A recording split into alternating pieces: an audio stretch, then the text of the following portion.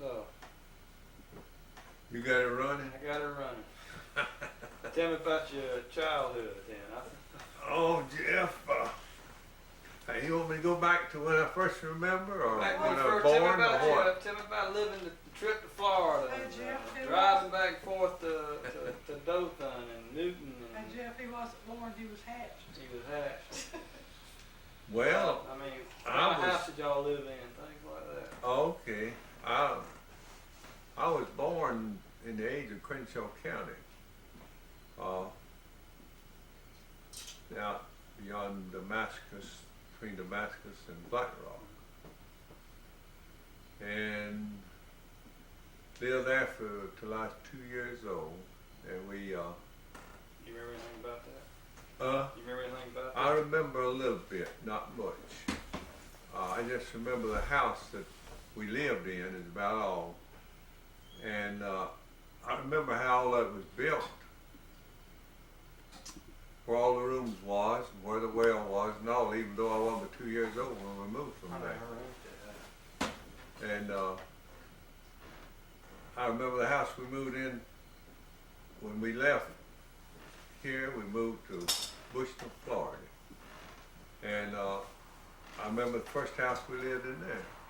It was facing east, and the rail road come right in front of it. Billy knows, well, you've been down there, I guess. He knows, he's been in Bushville, how the railroad comes right straight up to Bushville. It comes into a curve on the south part of Bushville there, and right in where that thing kind of curve is where the house sat on the west side of the railroad. What kind of house was it? What kind of house Just a was it? little wood house. Didn't have about 4 rooms in Frame it. tin roof? Yeah. It was very small. We wasn't there about 2 months, Jeff, best I remember. That was you and Uncle Hall, wasn't Yeah, and Lorene hadn't been born.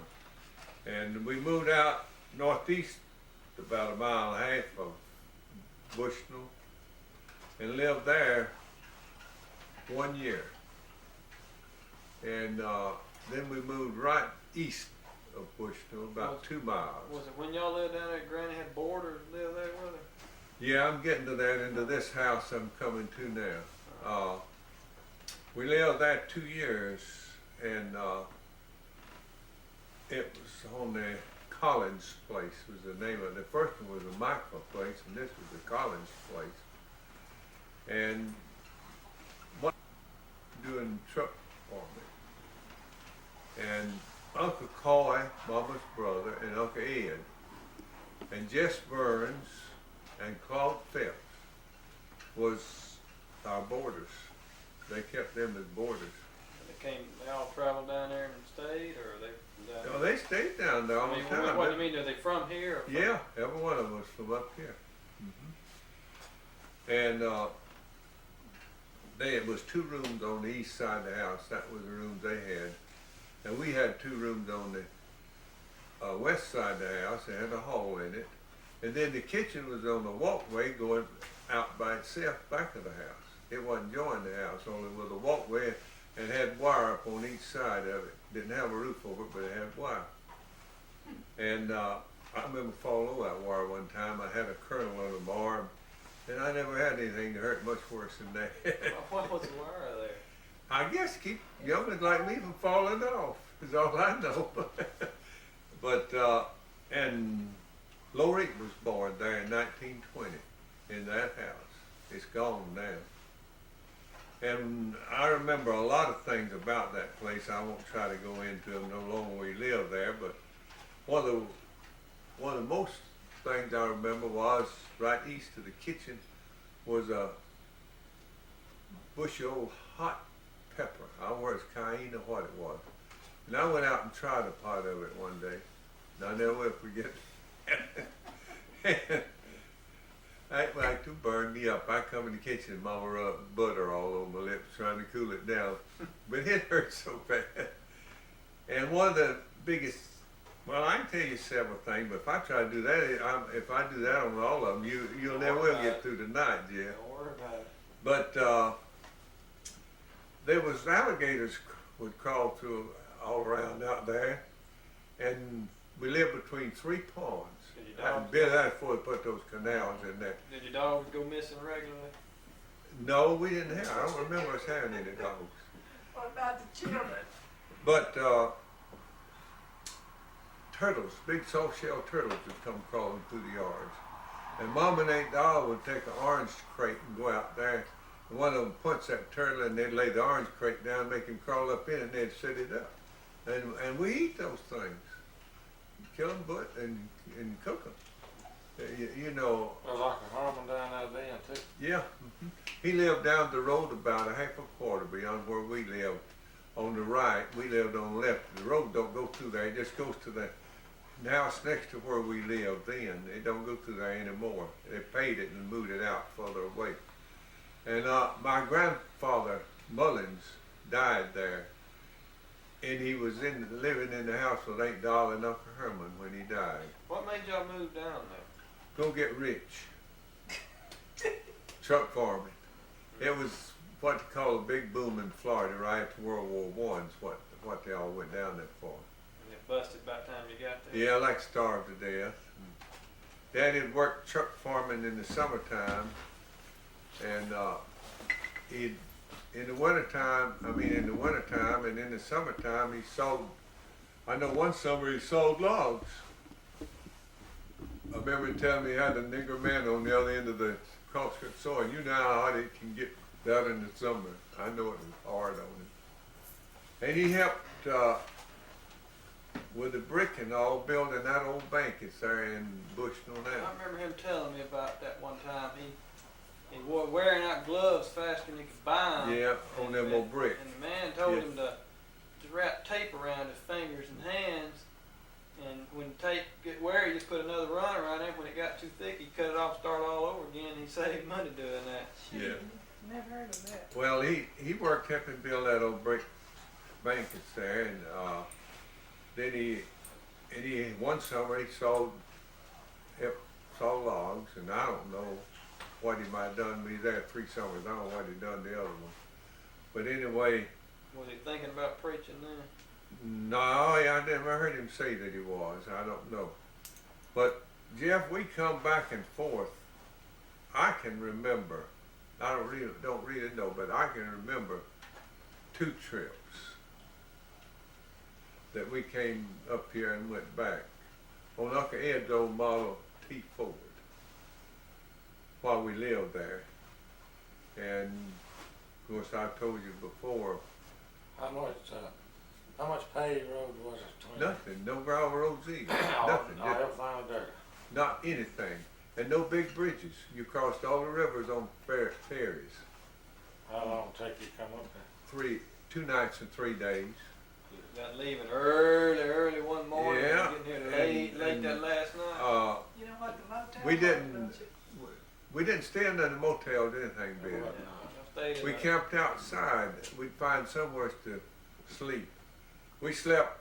It was raining one night, and right in the southern part of Georgia, I forget some little town. I forget which one it was.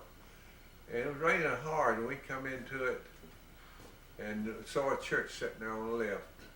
Pulled into that churchyard, and Uncle Ed went around behind it and found the window undone, opened the window and come open the door, and we slept in there in that church all night. And it was raining. Got up and left early the next morning. We didn't That's brought, when that song. it was a colored church. I mean, belonged to colored Turn people. off. And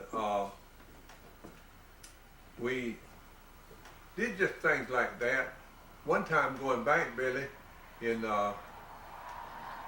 let's see, I forgot. I believe it was Waycross, Georgia.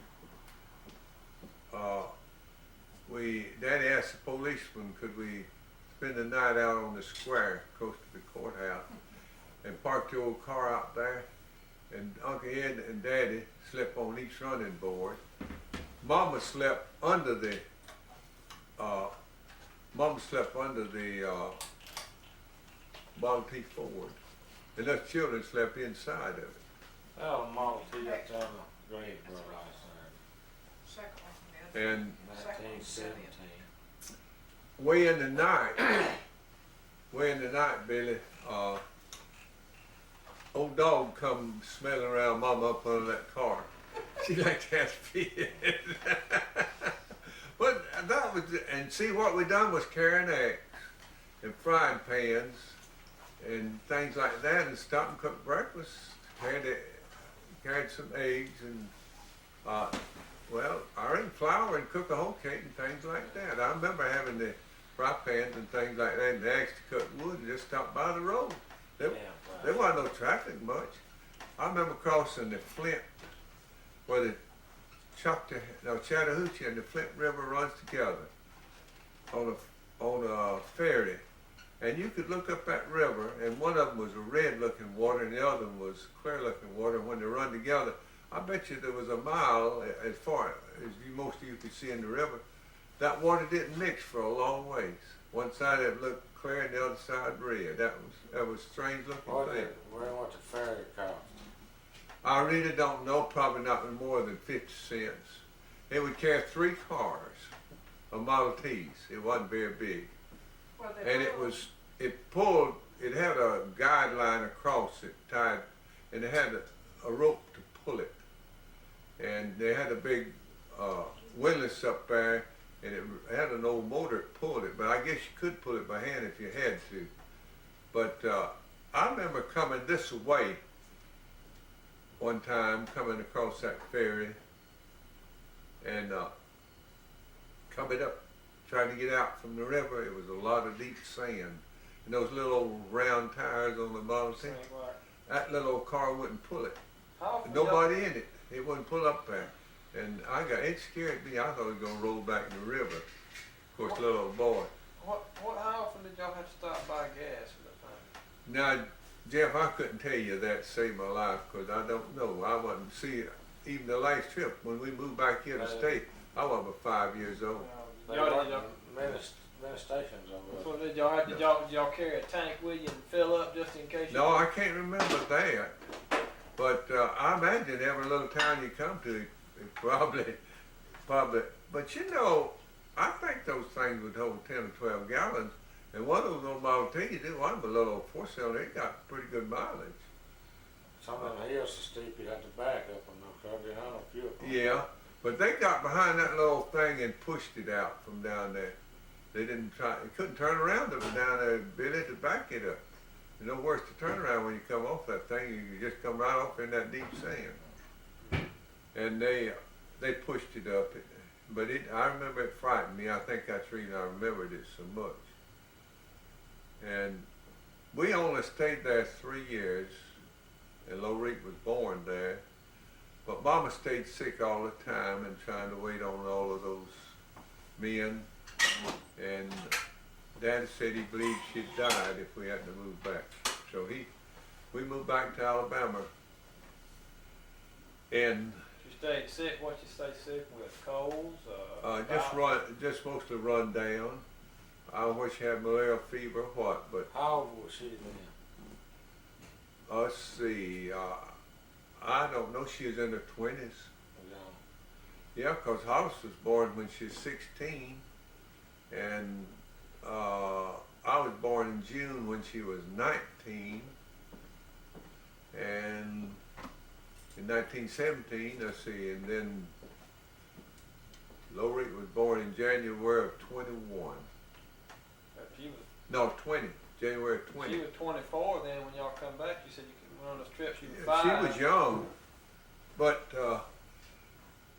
she was worked down cooking for everybody, and then Uncle Wilts and Aunt Florence would come in there and spend the weekend, bring their children, and Aunt Florence sit down and let Mama do all the work.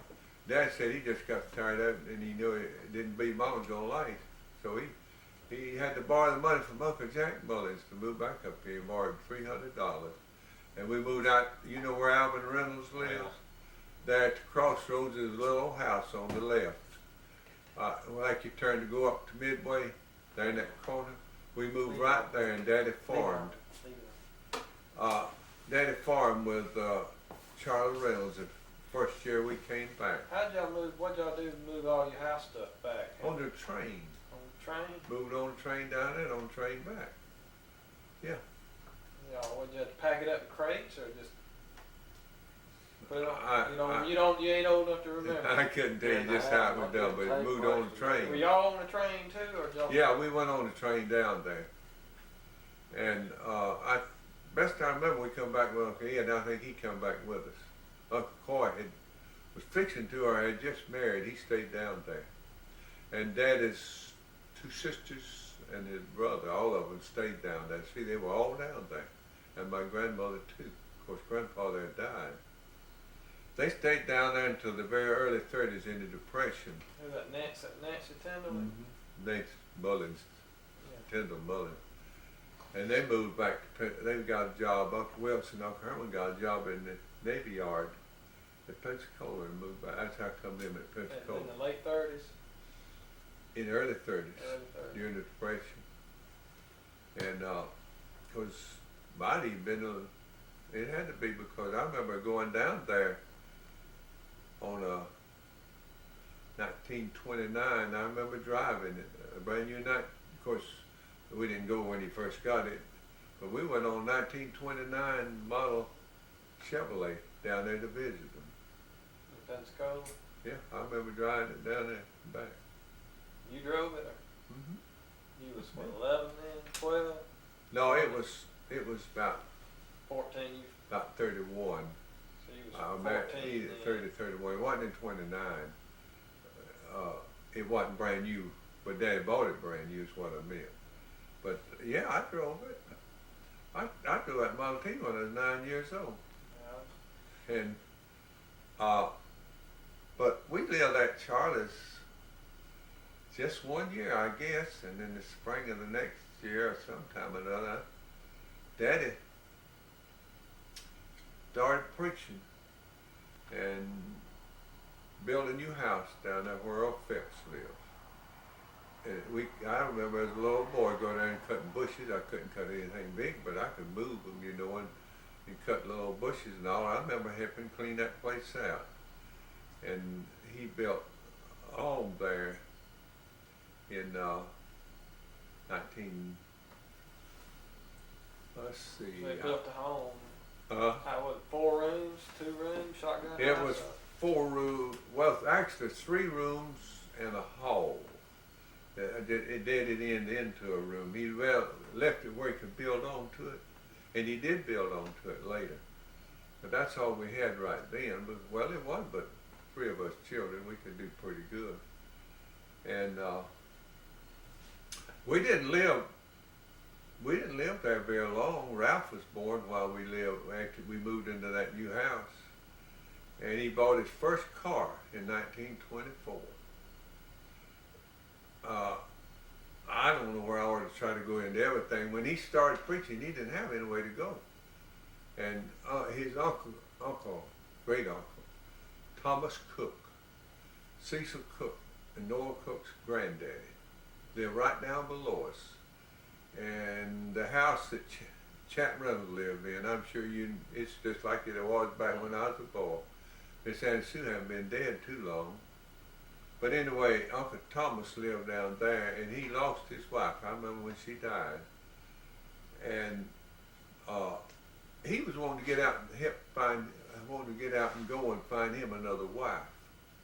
So Daddy get him to carry him. He had an enclosed buggy and a nice horse.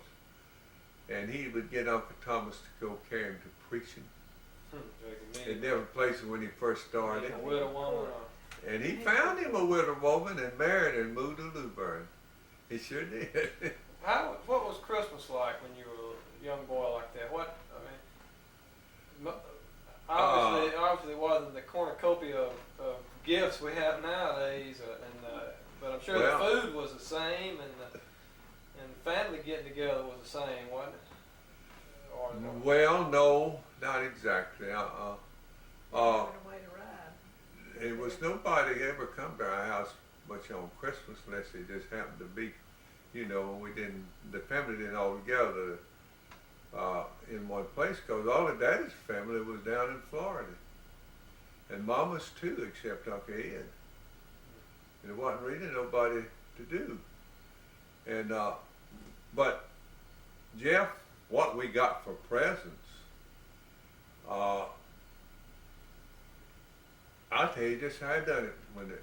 Ever how many children there was, they'd take straight chairs and set them up close to the fireplace, because Santa Claus was supposed to come down the chimney. Oh, we done that. Well, when I was a boy, we done that. Yeah. Everybody had a stone chair.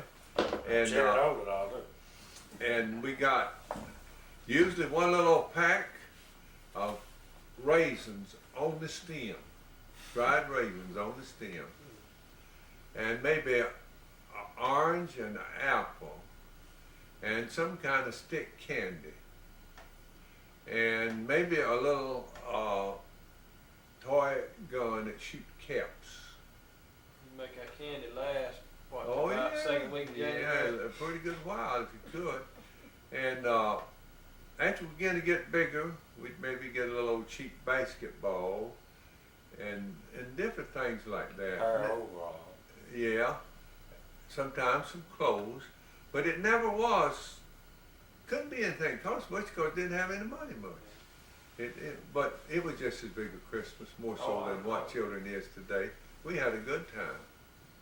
And when we got bigger, me and Hollis would go to I don't remember Daddy ever putting up a Christmas tree when I was small, but I remember the first one we had there after we moved down there. After he built that house and we moved back there. I'm getting ahead of myself. That's fine. But I remember me and Hollis going down in the woods and finding a pretty, what is it, has red berries on the holly tree. We cut out a holly tree and put it in the house and had it for a Christmas tree. There wasn't any cedars there around us. Y'all obviously didn't have lights to put on the top. Oh, we didn't have anything except something we could make and stick on it. Like string popcorn and. Yeah, or what, I don't remember what all. Did y'all put candles on the tree anytime? I don't remember having any candles. We didn't have much of it, but we had a tree. Y'all cut it, when y'all would cut it, All like right, 2 or 3 days before? just before Christmas, real close. You knew it wasn't like it was now. Some folks put it up at Thanksgiving. Oh and no, keep we it up didn't. all. We didn't do I that. don't go that route. We took paper and took our different color crayons and made red and green, and then cut the paper in strips, and then glued it together in little rings and made chains and put all the way around the tree. Yeah, we do that at school. Put the things together. Was Easter? What was Easter about like it is now? You get you an Easter suit, an Easter dress, or y'all? Jeff, I'm just asking questions. I understand, and I'm going to tell you. We normally got 2 pair of overalls a year to do us a year, and I was a large boy. I don't know, in my early teens, up in my teens, before I ever owned a suit. We just had, well, Mama made a lot of our shirts. What And did she y'all, did what make, did y'all, and what I y'all, have seen her make overalls. what did out y'all of wear to denim. church then on Sundays? Come on Sunday. Well, Sunday breeches, but you didn't wear them nowhere else. we may have had 2 pair of 1 or 2 pair that we could wear for Sunday. Just kind of nice breeches. I don't know just what. I remember after I got big enough to think I wanted to go with the girls, that I remember Daddy buying me a pair of twill white breeches, kind of bell bottom, and a white shirt, and I had a pair of white shoes. I thought I was a dude. Oh, He thought I was gonna go fall with that, didn't he? That's when I began to think about the girls who got How up old my were you, teeth. about Oh, 14? about 14 probably, so 15, somewhere along there. But I thought I done got uptown with that on. But we lived there until 1926. We moved to Newton, Alabama. Daddy had started preaching and had 4 churches. And we moved to Newton for him to go to school at that little Baptist college. You were 9 then, right? Yeah. And he was trying to finish high school there? Yeah. And then didn't get what, like a year of training there in the seminary? He went to school there 1 year in just high school. I don't know what class, what grade, because he just had finished the 8th grade in Lewburn. Stayed with his aunt, twin to his mother, Susan Thomas, right there just back, and they owned all of it out to the corner of where the post office sits in New Bern now. They had a 2-story home just a little bit back of that post office. Did he quit school because he wanted to or because he had to? Well, because they had to. They had to help farm. And he didn't go only just in the winter then, you know. But he done good to get eighth grade back at that time. He was really wanting to get Yeah, it. there wasn't any schools out in the country. They know where you could go to. About the 7th grade was all you could do. And then If there you were got that 5 much. months. Most of them 5 months. Yeah. Really, And- all you learned was to read and write and add, subtract, multiply, and divide. No, that's a little short time, wasn't it? Yeah. Uncle Jeff and Aunt Susan kept him for him to go to school up there. And I don't mind they even charged, because they didn't have any children. Don't mind they even charging it. Now they had one later, and then they adopted one. But they didn't have one at the time. I don't think that Daddy went, did. She was awful young. But we stayed down in Newton only 9 months. Just for him to go to school. Did Newton still look like it did that time me and you rode through there in 1982? I guess. Me and you've been through there once, haven't we, or twice? Twice. Is that what it looked like when we went through that time? It ain't changed much. Yeah, hadn't changed a whole lot. They And got they will paved change a streets lot. and things like That college, most of it, they made a high school down there. There wasn't but one building, if I remember. I don't know, did you go with me down there where the college was? I think we rode all over Yeah, the I place. think so. We wasn't in any big hurry to get Well, back. it wasn't any big town, you know that. I went with your dad down in that cabin. Remember that same cabin down there to reunion? Yeah. The one old building left, I think it was a college. There used to be several there, dormitories and school buildings. What was the name of it? Do you remember the full name? Newton Institute. It was a Baptist school. One of the very first ones in the state. I guess that must have been the 50th reunion or something. Probably. There was one old lady when we was there one time. Well, that it was still there. When It they was the lived lady there. that her husband, we rented from. We rented the house from them. She's still living when me and Mary stopped by there. The old house that we lived in is torn down and another built there on the square where the courthouse used to sit. See, Newton was the county seat of Dale County before Ozark was. And we lived on the east side, on the west side of the courthouse square, facing back towards the courthouse. The old courthouse building? No, it wasn't there.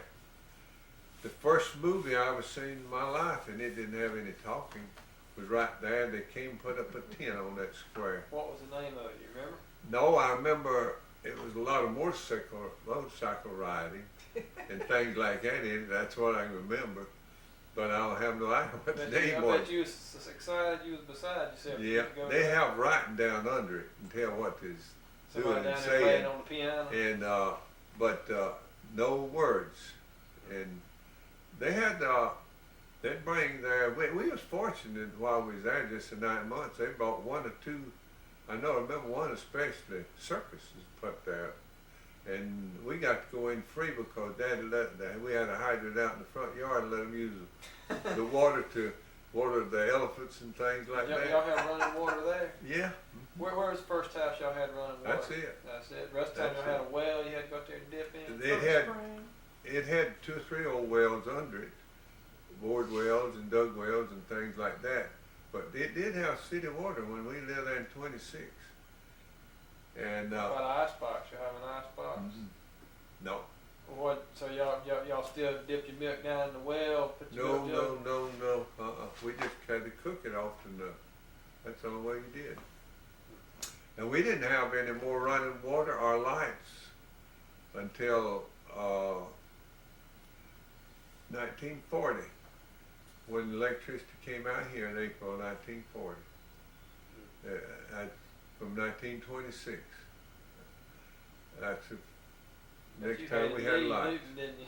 Huh? But you hated to leave Newton, didn't you? Well, yeah, we had lots of playmates down there, and I enjoyed. I had a good time there. I really did. That's where Hollis fought the little boy down in the ditch. Oh yeah, him and Kimmy Johnson fought near about every day if they could. What I did don't they know what fight they over? got out of it, What did but they fight over? Just I just felt didn't like like a each thing other. to I do? really. Daddy had to go get them after dark down there one night. He wouldn't come home. He went and got them, separated them, brought them home. Now Hollis, you talking about somebody 12, 13 years old. Well, I was 9, and Hollis was nearly 3.5 years older than me. He could have been. He was 14 before we left there. Was Hollis prone to fighting everybody? He just fought that one boy. No, he was. I remember him and Terry Whitten fought a lot at Midway. He was easy to take offense right when he was a boy. You just roused him up a little bit and he'd fight you. Well, did he win? Sometimes, a lot of times he didn't. The only time I remember him whipping Terry Whitten, he done it with a corn cob. Went over back of the hill where the spring there at Midway, and they'd fight over there at dinner time. Them old boys carry corn cobs over and use the bathroom. He got over one of them corn cobs and Used or unused? and you get Terry all over the face with it. It's a bit. But I was right the other way. If I didn't have to fight, I didn't fight. I don't doubt that. And of course, I could be what I was doing because I could tear him up. Did y'all get along well as children? Did y'all? I mean, I know you always think. We had some. The only whipping that I can remember Daddy ever given me was about me and Hollis fight. He told us to quit 2 or 3 times. We wouldn't do it. We kept on. And when you say fighting, you mean to really wrestling, roll around the ground, just mad at each wrestling. other, or you mean hitting each other with fists? Oh, we wasn't really that mad, but we was knocking each other and How about not messing around. Hollis, when he was fighting them other boys, they swinging fists, or they just Oh, wrestling, they rolling? was mad, yeah. But Daddy got him a big old, looked to me like one bigger than my finger off a peach tree, and he wore me and Hollis out that time. That's the only whipping I can ever remember him giving me. He gave me. Did he just have a stern voice about it and make y'all get in line, or y'all just wanted to? Yeah, I don't remember. I reckon he did because I'm sure he gave me some when I was small, like Jeff. I don't mean that's all whipping. I'm talking about after I was big enough to really remember to getting a good whipping. I'm sure I got more than that. I remember the important ones from him. I don't know what else he might have given, but I don't even remember Mom ever giving me one, but I reckon Daddy tore me up good that day. The reason I remember it so well. but anyway, Jeff, we lived down there in Newton, and I enjoyed it. And Daddy didn't want 1 year there, and he rented out that place, that little house he built down there to 2 families, believe it or not, with those 4 rooms. it must have been rough shape. Emmett Pierce, Billy may have known him, that married Carly, Aunt Lillian's sister, and Uncle Ed and Aunt Lillian. They didn't have any children, neither one of them, and they lived there in that house. And I don't know if Daddy leased it to them or what. I've never known. I never did ask him. When we moved back, we didn't come back home. He rented a place north of Midway there. We call it the McCormick place. The old road used to come around this way, but it didn't come straight up that hill from the Hornover Road. You know, like you come into Midway from the Hornover Road by the church, and it used to be the school there. Well, it made a kind of a little curve before it come in there, and there was 2 houses around there. The old big house was McCormick place, and that's where we moved to. How big a house was that, by like the rest of them? It had a great big room and porch, 2 porches, and a side room on one porch, and a big room across the back of that big room, and then it had a kitchen built off from it too. You talk about these houses, they wasn't painted, were they? They just don't. Oh no, Nothing on the No. walls inside except No. some pictures or something. Now like that house we lived in Newton was painted, yeah. Something had been, it was not in good shape. But it had been painted, inside and out. But the walls were finished. You didn't have bare studs, did you? Oh, they were sealed, yeah. Now the house that Daddy built down there, when he first built it, it wasn't sealed when we moved in it. But he sealed it as long as he could. But it wasn't just bare studs all that long. You don't have very many photographs of your families Anything like that? Y'all had very many photographs or anything like that? I know you didn't have boxes like we have now, but I mean, did you have pictures of your grandparents, anything like that? We had some pictures, yeah, and had big pictures of on the walls. You saw them down the hall at Daddy's. Yeah. And that was the big pictures that we had, and I can't really remember when they were put on the wall, you know. When was the buttermilk bust? That was when we went to Newton. What was that? Well, I'll tell you three little instances on the road, and I'll quit with the Newton part. When we was going down there, Jess Raven moved us down there on a Model T truck. And we went up that old long hill going, in the road south of where it is now going to Troy. And that old truck was loaded and had the stove kind of in the back end and all. And as he got up on the steep part, the front end started coming up with him. It pulling hard, the front end would go up. And he couldn't get up that hill. And we was behind him on our Model T. And me and Dad and Hollis got out and pushed it on that truck enough to keep his front end so he could get up that steepest part going up from Pennsylvania. And when we got down, I think you heard me tell, but when we got down to Ozark, going right through the main part of town, Mama had put a gallon of buttermilk in the car and sat down the floorboard in the back with us children and put a cork stopper in it. And it shook all the way on them old Clabberhead roads. Wasn't no paved roads. And we were going right down through the main street of it. That buttermilk shot that stopper to the top of that old Ford and just covered us all with buttermilk. And right there, people looking at us, and we went down to Ozark. Everybody wiping buttermilk up. That was down there where the only paved stretch was down there below that bridge going toward Dothan. You can see that, yeah. I mean, you can see the old bridge sitting yeah, there. they fish off of it now. Yeah, that was the flood of gale came of 26, and we tried to go back home and did get back home. Like scared y'all And to death. that was the only. Swept away, didn't you? Yeah, that was the only paved road there was that I knew of. I Except, bet y'all looked forward to that for miles ahead, didn't you? Yeah, of course it wasn't but a quarter of a mile, and that's where Hollis pulled the quilt up over and said, "This is the last for me." That water was up about the running board out on Model T. That's pretty deep. But that's the only three instances I know that I remember that was interesting. We had a 1917 Model T up at Greensboro last weekend, just like a brand new. 1917. Redone, you know, and all new. Nice looking car. Had a canvas top on it.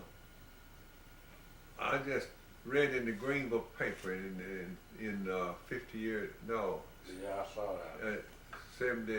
1917. You could buy them for The new, 50% down. Yeah, the new Fords had come out to the dealer here in Greenville, who I don't know who it was, and they bragged on it, didn't they?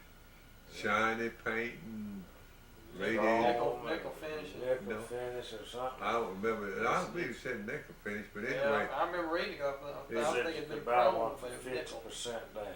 Yeah, 50% down. You couldn't have got 5% down, could you, back then, hardly? It didn't tell how much it cost. If you But had they to wasn't pay about $400, 50% down. I got the bill on of one sales now, of that but is many people have 1924 cars. and yonder.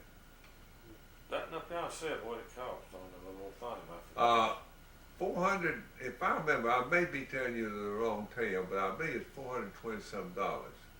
Reckon how much Granddaddy made in a year, mid-20s? What was his annual income? Tell him what he spent the first year they was married, Ezra. Well, I'll answer your question in a 12 or minute. so? The first year that Dad and Mama married, I heard him tell it several times. They spent $36 the whole year. That's what they lived on. I make that much in about 2 hours. Well, Jeff, That's after in taxes. what year is you talking about In the now? 20s, when you were a young boy, Well, y'all, I 100, haven't, 200 a year, is that a lot? I have no idea. That car cost $420-some, I believe. And he borrowed most of the money from old man John Odom over there, member of Chapel Deacon of Chapel Hill Church, to buy that car. And I don't know how long it take him to pay it back. But in fact, I don't know what kind of deal they had. It might have been what Mr. John was going to put in the church over a number of years or something. I have no idea. Or Daddy may have paid him the money back. I don't know. But anyway, I do know that he borrowed the money from him to pay for it. How far from Greenville did y'all live? That about 15 miles? 10 miles. How often did y'all get 10 and a half. Huh. Before we had a car, I can't remember coming to Greenville but one time. That was an all-day trip, wasn't it? Well, I come on a wagon, bring a bale of cotton to the gin. When the first year we was there with Charlie Reynolds. And old Daddy come more than that, but I'm talking about me personally. It's the whole time I can remember. Well, see, there was stores up there at Midway. We didn't have to come down to get what we needed to eat. Coming to Greenville was like going to Atlanta or Birmingham. Oh yeah, Major sure. trip. It was all day on that mule and wagon, yeah. And get your cotton gin. He can remember the first time he ever ate at a cafe. I heard that story. Bowl of tomato soup, wasn't it? Yeah. Yeah. Was any of the Greenville streets paved with brick? Yeah. From the courthouse to the underpass was paved with brick. Was the underpass then? Was the underpass there then? Yeah. Did you remember when it wasn't there? It was in the paper last week. I saw that, but I don't remember when it wasn't there. I might have ought to, but see, I didn't come to town hardly very much until Daddy, well, after he got his car, and that was when I was 6 years old. No, I was, let's see, 24. I was 7 years old. Town didn't really go much further past the underpass, did it? Yeah, it went on up there. But it wasn't. But it wasn't. It had old black slag and stuff on it on up the hill. It wasn't many businesses, no. It was homes. And There's a big stable right there where Greenville Glass is, wasn't it? yeah, I can remember Boutwell had a big stable When I there. came to town. I don't remember that, but I remember Newt Spear had one up there by the jail. Yeah. Alan Bowell. I remember when all them gyms used to be up there. Rock Hill had one, and Beelan had one up there at Court Square. Well, it was 3 gins in Greenville. Yeah, then. Yeah.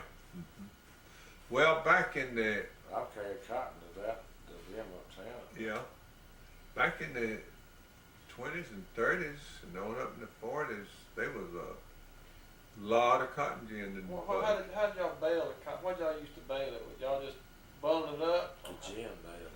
You Gin put it bale. in- Well, you said you carried a bale to town. You had a Oh, gin- you put it in the bodies on the wagon loose. Oh, just We loose. made top bodies on the So wagon. you If put we had about 1,500 pounds in there. Yeah, to you had get to pack. 500 You had to pack it to get it in there if you know. It takes about 1,500 pounds to get a 500-pound bale. Yeah. Did you do that picking or? Well, after I got big enough, I doubt if I picked very much when Daddy was. I got out and tried, but you know, a 5, 6-year-old boy wasn't picking much Did you ever cotton. know what a bale of cotton brought then? Well, I can tell you this much. When back in the 20s, it went real high. I mean, it was right after World War I. 20 cent Cotton, what you talking about? It went to nearly $1 a pound. I know, but you heard that old say Yeah. 20 cent That's how a lot of 40 these cent folks, bale. these plantation owners got Yeah. fixed up. I remember the fella that loaned Daddy the money to build that house down there, Peterson, Preston Peterson's brother, Tom Peterson. He had a big farm up there close to Midway, and he didn't want to take it. It kept going up, keep going. You know how it going up, and it's getting real high. And he wouldn't sell his cotton. He didn't have to have the money. He put it on the shed out there, and the bottom fell out of it. Well, that's speculating, you know, and that's what happened to him. And I can tell you one thing, in 1930, He Daddy probably was, wasn't the only one that was doing that too. Is what's causing it to go so much higher. yeah, 1930, after the crash of the fall of 29, Daddy, I remember they didn't have any money, Rock Hill to pay him, hardly at all. I probably not enough to even pay for his gas. It was just farmers out there and the poor farmers. And all of them got together and went over the field and picked scraps and gave what they could, and they got him up to 500 weight after he did, bale of cotton. And I remember very well how much it brought. $30. It was 5 cents a pound. $30. Yeah. It had been to 5. Well, it was maybe 5 and a half or something. Anyway, 5 cents, 500 would be $25, wouldn't it? Yeah. It bought $30. It's a little bit over 5 cents. And it had been to $1. And it had been to $1. Yeah. Do you remember the stock market crash? Did any of that have any impression upon you immediately? Gosh, yeah. I mean, did you understand? Obviously, the news ain't as quick as it is now. You didn't know about it at the time it happened, but I mean. No, but it come pretty soon. We had a radio. I mean, what I'm saying affected you. I mean, did you understand? Affected you right then. Yes, sir. How did it affect? I'll tell you just how it affected us. Daddy, he had bought a piano. That piano that Virginia Scott. It's down at Randall's, and you not old enough to remember. You might not. You ought to remember it down there in that living room, or do you? Yeah. Okay. He died in '76. Yeah. I was 13. Yeah, and I remember the piano was down. St. Jenny He had and bought played that the Boogie piano when we lived up at the McCormick place, and bought a Singer sewing machine, and bought a new car after we moved out. Bought that '29 Chevrolet. See it come out in the fall of '28, and he had 12 payments on it. And he liked one payment when the crash come. Couldn't make it. And he couldn't make the payment. One payment, he lost that car with one payment. And Charlie Reynolds loaned him the money. The man that gave him the land to build his house on, Alvin Reynolds' daddy, loaned him money to pay that car off. That's how fast it affected us. Oh yeah, it affected you right off the bat. Crops. He had his radio. He was preaching then, right? Yeah, he had his radio paid for. He had his piano paid for and the sewing machine. He liked one payment on the car. And he lost money in the Lewburn Bank. He didn't have none in Green Bank. He had money in the Lewburn Bank. And it folded. It folded. 50 cents. That's all he had. Yeah. He always said he lost. He always said he lost money in the Lewburn Bank. Well, when you think about it, back after the crash come, that's a day's work. That's a day's work. 50 cents was a day's work. But it was not easy, Jeff. But we still enjoy living. We done without, yeah. But as a young'un growing up without any responsibilities, I had a good time, right on. I didn't have the money or didn't have much clothes. You didn't never had none, so what you that's right. And nobody else heard it. But I can tell you one thing, I didn't go hungry at all. Well, everybody that you dealt with and played with and saw, it was the same shape you was in. Well, sure there was. Even when I was growing up, it was a lot more. Well, your daddy's old enough to remember a lot of what I'm talking much about. Different than now. Oh yeah. You had this bunch. Food was this bunch. Had the poor folks and the rich folks. Even when I was going to school. Yeah. Jeff, things didn't really start turning a lot. City folks. After the Depression and after World War II. It began to change some after World War II. But before then, it didn't change all that much because the Depression just held it right on down. And it still was slow. It was slow. You know. Did you understand what was happening when all of that was going on? Sure I did. I was 12 years old. Did y'all have that access to newspapers, anything like that? We had a On radio. well, We had Daddy got a daily newspaper, and we had a radio. Yeah. What paper did y'all read? I'm going to get me a drink of water. There's some cups right in there, Billy. Turn on the Yeah, light. yeah. Hanging up in there. Out there, refrigerator. What'd you ask me? About the newspapers Yeah.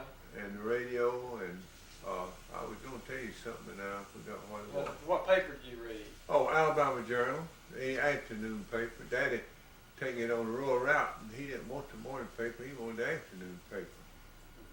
I don't know why. He liked what I do. He said he liked the editorial on the Alabama Journal better than he did the advertiser.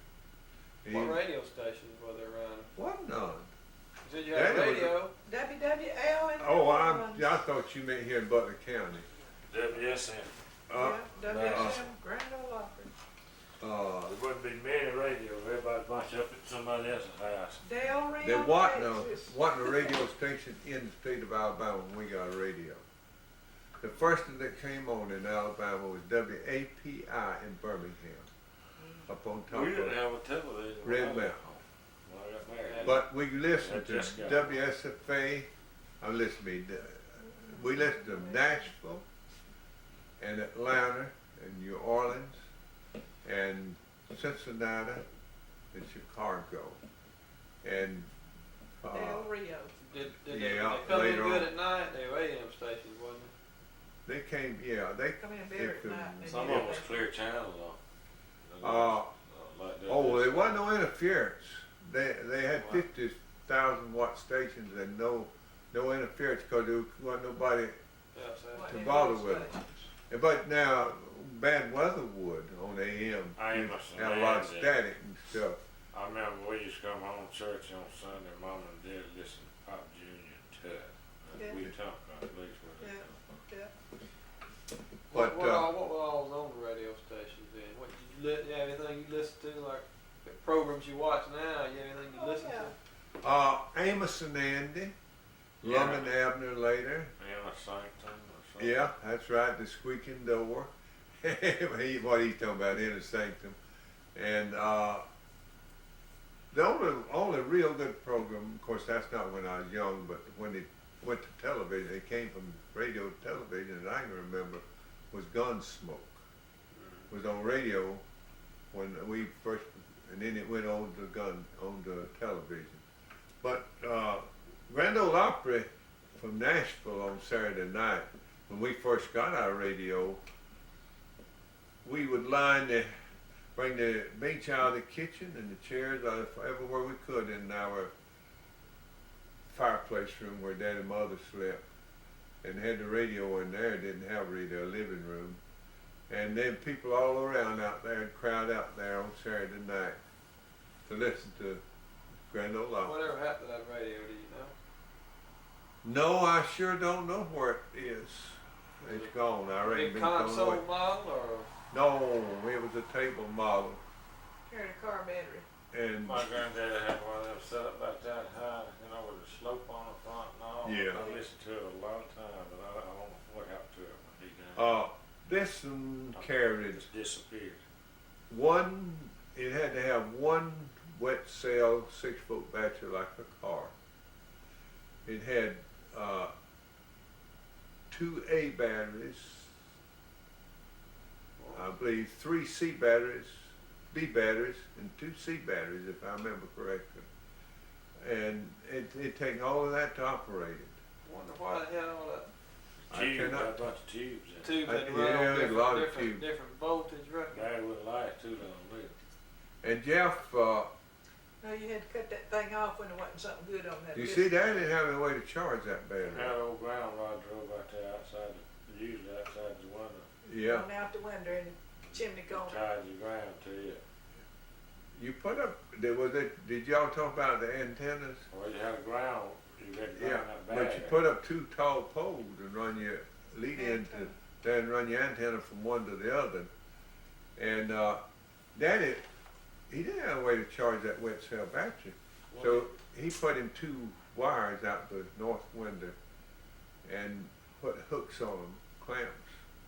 And he drive his old car by by that time he had a Chevrolet, I believe. Yeah. He'd drive it up out there and hook his radio to that car battery and see it run it the next day and charge it back up. He wouldn't swap the batteries, or they wouldn't fit. No, he didn't want to go to that trouble. He took the battery and drove the car. Y'all didn't listen to the radio. We didn't listen to the radio when he had Where the did car he get going. the dry sales? Had to save what money to try to buy Yeah. it. And when, you know who was the first, who worked on that radio?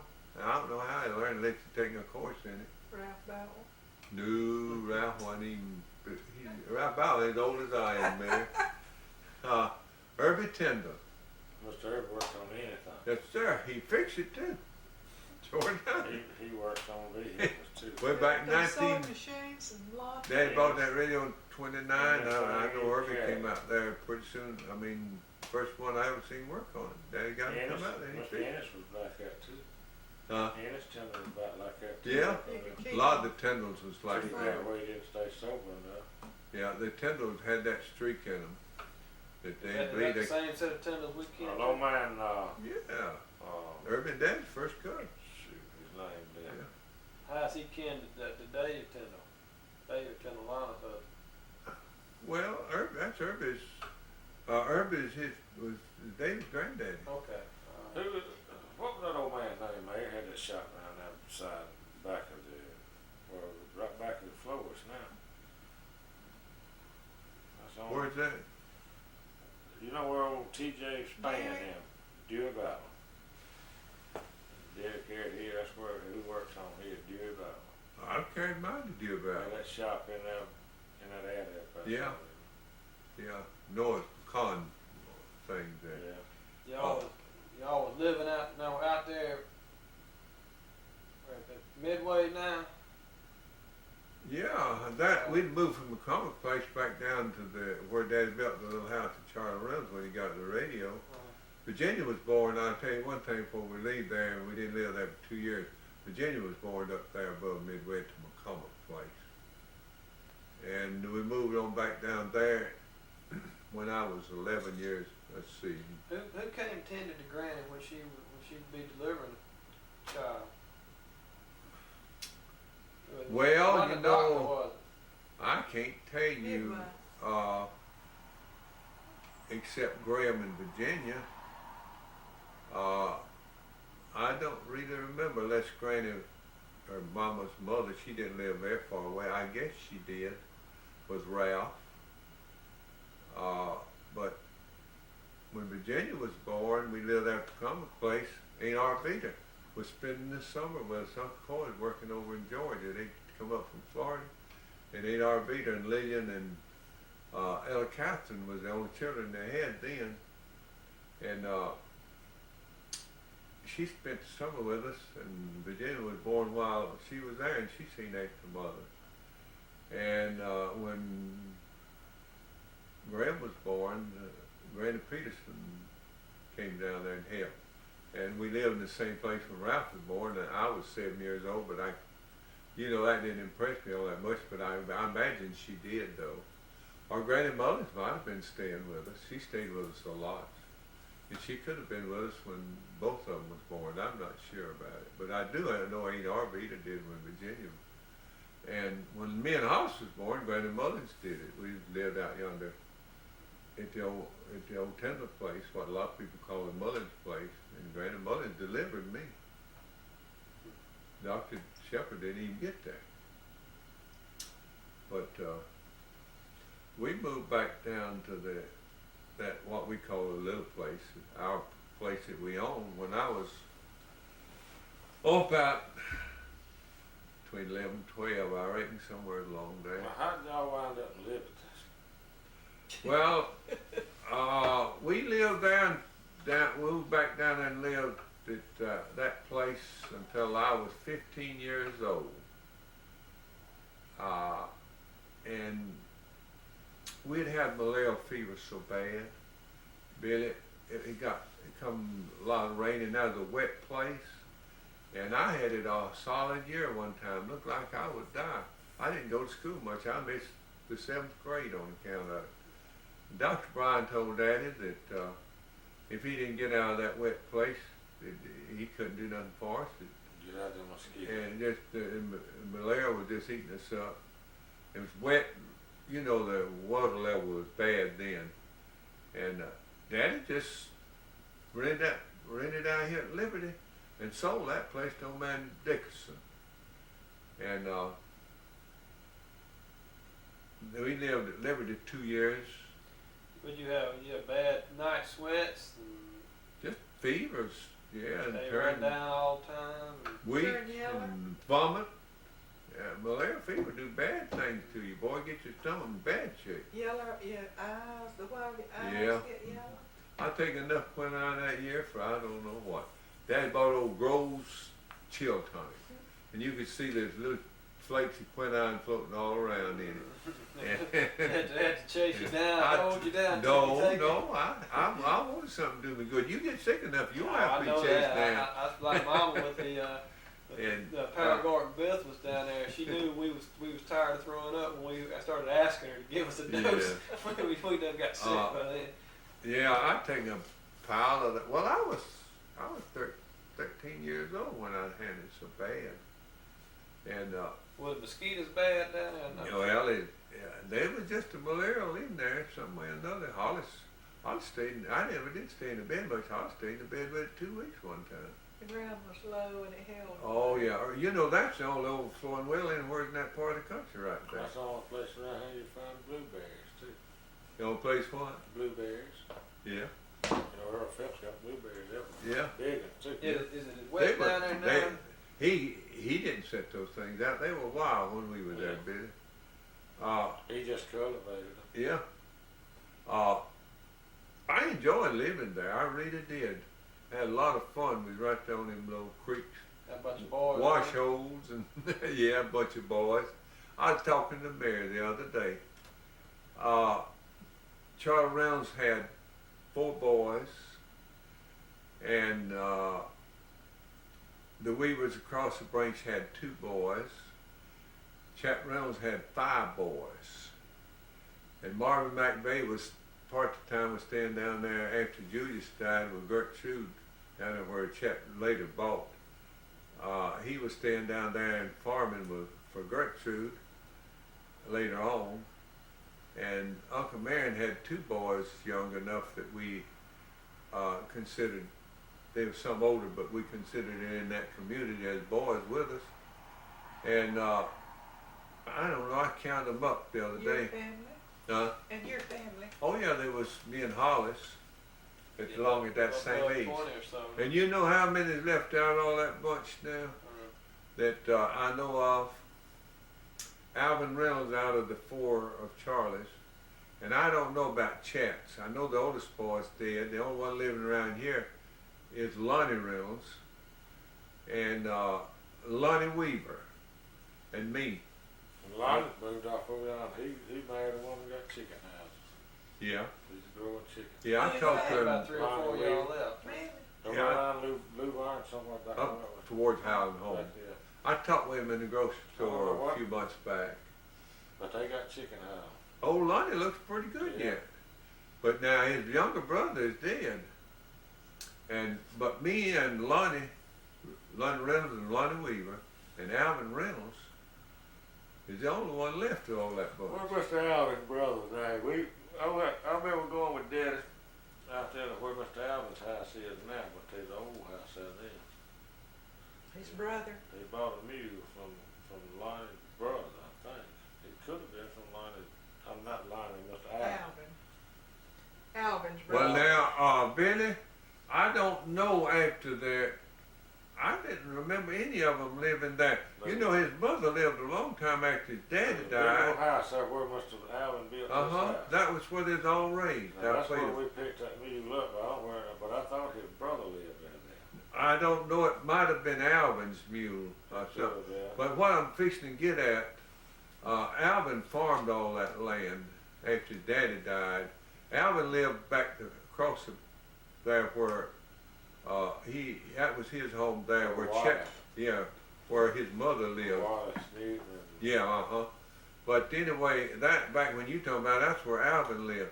His mother lived there in the old home, and she married again. She married Bob Tyndall, and after her and Bob died, they may have some of them moved there, but I don't know it if they did. What's his brother? He got a brother. Had a brother. He had A.D. was the oldest, and he lived in Mobile. He's dead now. And Adolphus, he left here and married somebody up in South Carolina somewhere. He's dead. I want to say that mule, but he bought that mule from Adolphus. Adolphus. About it now, then I turn it back on. Well, after we, no, it was after we, yeah, that's when we moved to Newton. Yeah, he built a store down there after he built the house, right up there in those crossroads. And let's see, he must have built that in 1924, 25, I don't know, probably 20, probably lasted 24 How probably. big was it? Oh, it's just a kind of a shotgun store, one room with a, Not big as this room here. yeah, with a little storage room on the back end of it. And it had one gas pump, you pump by hand. And He sold regular, premium, ethylene. out of one pump. But he had to have ice in the ice box to have drinks. When he first started, I remember very well. You know, the ice truck run out in the country then, and about 2 or 3 days a week. And he had, when he first started, he didn't even have an ice box. He had a big wash tub. He put ice in and kept his drinks in that. And later on, Did he make any money doing that, or did he just? No, he could have made, but he sold too much on credit, and they wouldn't pay him back. He's a preacher, you know, and they just taking advantage of him. So he sold it out. When we started in Newton, he sold it. Uncle Marion had died. That was Mama's uncle, brother to her mother, and he sold it. And he left a bunch of insurance. And Lavinia bought it for her 2 boys, Oscar and Bill, to run. And then bought them a new car. She just threw all that money away. And I know what they done was just eat out of that store. They didn't have nothing, and I'm sure we wasn't here. And they didn't keep it very long. It was gone. I don't know who got to build it. Oh, they had to build it, and I don't know what they done with it. Because when we moved back down there from Newton, it was gone. And but Daddy run that store a pretty good little while, and I remember one instance. Irma Steins, I don't know what to call her. Starnes, out there. She moved back here from El Paso, Texas, and redone Tinder's old house. But anyway, her daddy, she was raised just beyond there. Zeb Cobb, I come by there one day, and he had stopped at the store over there somewhere else and drank a bunch. And he come by there. They used to bottle lime cola right there. You can see it on the side of the building on South Connection. I heard that was a fine drink too. Anyway, it was a 6-ounce bottle, and I remember Zeb had his pretty finest teeth that you ever seen anybody, and he didn't use the opener. He just take his teeth and open the bottle. And one he hadn't broken, but it was a pretty set of teeth. He must have had good ones. And I remember that day, in a short period of time, he drank 11 of those drinks. He must have had more money than you what to do with, but he didn't have it. I know he just was showing He out. must have liked them. But I remember Daddy getting stuck. I'll tell you this much about the store. He was going to make him some money selling clothes. And he saw an ad in the paper or a magazine or something. A big bundles of second-hand clothes out of the state of New York somewhere. I don't know where it's out in New York City or what. But he ordered those things. And they come. But they wasn't fit for nobody. He couldn't sell none of it. It was just a mess. I don't know how much he give for it. But James Simmons, ain't been too many years ago, he used to buy them like that, be bale, just like a bale of cotton. yeah, he kind of rolled up in It'd be a bale of clothes. Yeah. What did he buy them for his? He bought them and he'd take that bale in his house and bust it off, and all them niggas and farmers home would come up there and he'd give them clothes. That's what Daddy Daddy was going to do with that store. But I've been out there working on his phone. He It was got a all house on slammed. bed. How He old was were you leading then? a bunch of them When he was doing that, protest signs I he was was having, Yeah. and his wife 7 fixed and 8 Don. years old, They and be sitting around 9. the table I was eating 9 donuts. when we moved to Newton. That ain't been too many years. And Hollis, And I was But saying, he don't Hollis have to would bail go up for there. it. He was old enough. He let him run the Yeah. store a little bit. They'd be scratching And, up like a bunch of hogs. He got to slipping cigarettes out and smoking them. Hollis did. Yeah, his daddy letting him run it. Well, And, did he finally get caught, or did you know? Yeah, he got caught. I told on him. He never did get over that.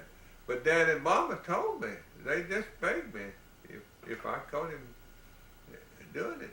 And they shouldn't have done it because they all know I was going to do it. And I didn't tell them to let it. They asked me to, you know.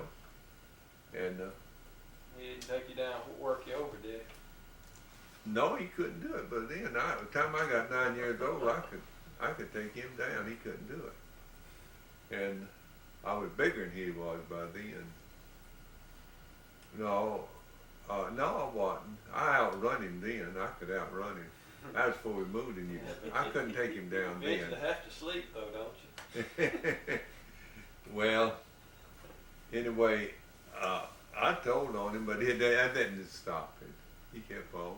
He'd pick up butts or anything else. He was going to smoke. That's just all it was to it. Did he smoke after he was grown? Oh, when he got about 15 years old, Daddy just told him, says, Hollis, I'm tired of you doing like you doing. Says, I'm going to start buying you the tobacco. And he did. Started buying him, didn't buy him cigarettes, and bought him tobacco and let him roll his own cigarettes.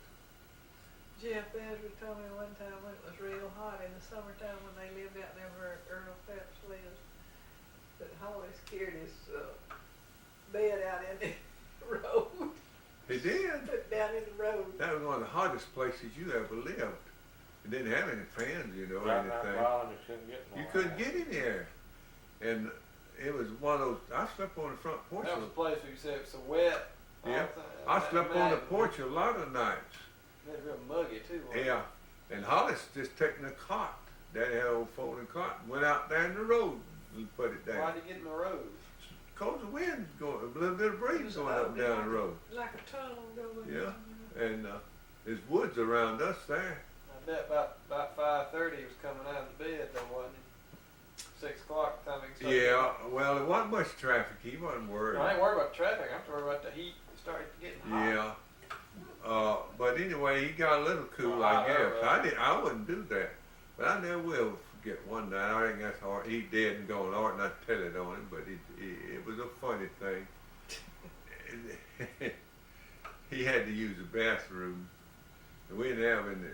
I don't know why he didn't go to the toilet itself, but he didn't. He went off out beyond the edge of the yard and carried him a light and put the light down In front of and then got between us and the light to do his business. he never did live that down. That's about as good as the Show story. his butt and give you a light to see. Yeah. That's about as good as the story about him and breaking wind and first. Yeah, at the Rock Hill, yeah.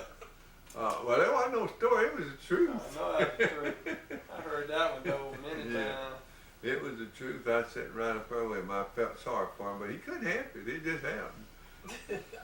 He could have helped that other, but Hollis, you ought to Hollis, say, after he had his heart attack, both had quit smoking. We'd be down here at the big house having a Christmas dinner or something. I smoked then, he'd come around by there and get me. He said, come on, Bella. We'd go out there and get my car, his car, one, and he said, give me a cigarette. So, We each smoked a little bit and put it out. How many heart attacks did he have before he died? he just had one before he died. You know John Phillips Spear was buried today? was what? Buried today. No. He died. In 71. He He had a heart attack. 61, died at 71. Yeah, 10 years apart. I had remember one. the night. I remember the night he died. I had. He died late in the afternoon, didn't he? Early evening. Well, I don't know just what time it was. We I went was out at there work, at night.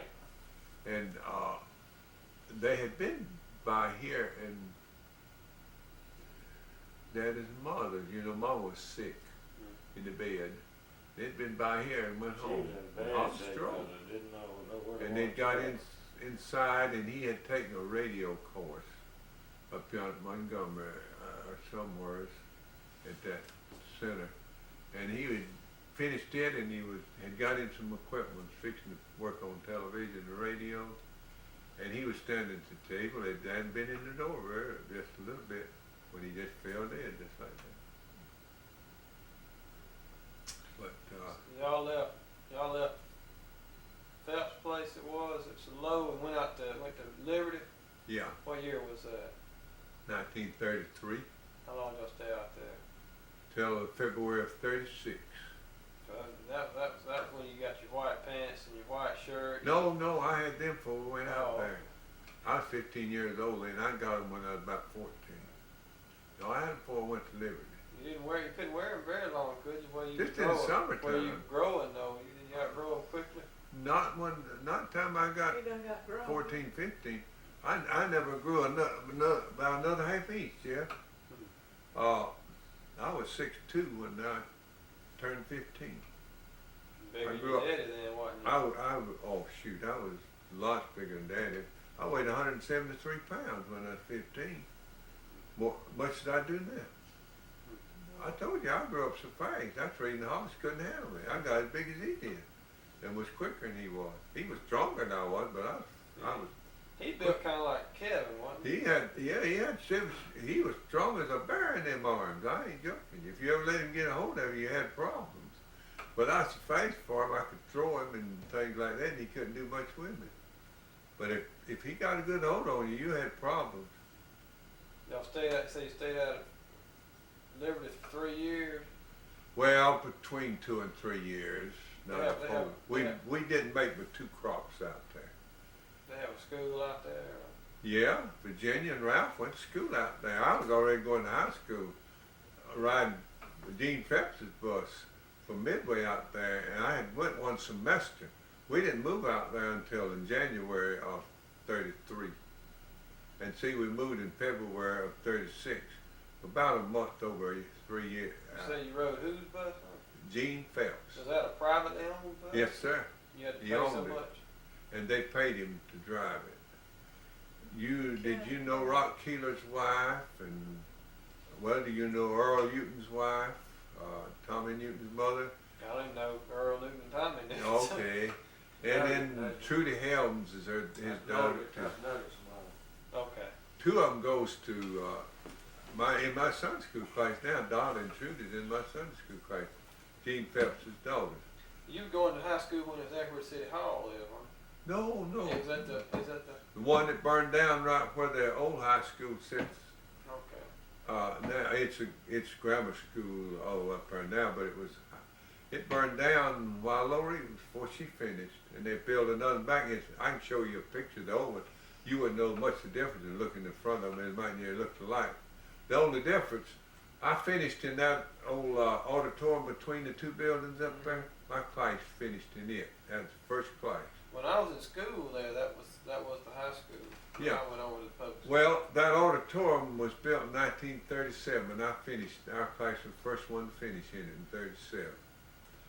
And then the high school burned down, but the auditorium didn't. And they built it right back like it was, except for auditorium. They didn't put an auditorium in. And Watch her. How you Lori gonna finished watch? in the new building. Y'all go I what, see. 8 to 3? Turn Or that light on there. y'all go It's not full on. day, a half a day, or how long was your school day? Same as it is now. In 9 months in high school. You have to Yeah. pull it hard, Billy. Just turn it full hard. It's It's hard. And Oh, yeah, we went to full All right, term 9 good night. months. Yeah, in high school.